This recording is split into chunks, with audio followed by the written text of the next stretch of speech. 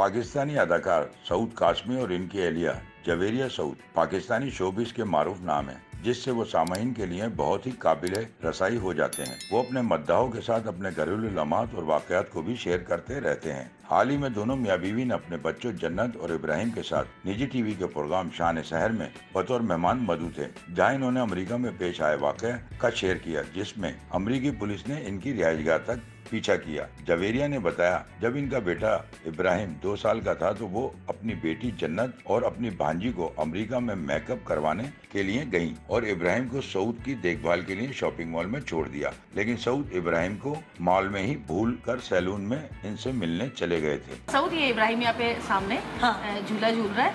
हाँ, मैं यहाँ पे खाना खा रहा हूँ, कोई नहीं मैं देख रहा हूँ, टेंशन नहीं है। हम चले गए, फिर तो देखा तो सऊद सब टहलते हुए आ रहे, जेब में हाथ डाले हुए ना।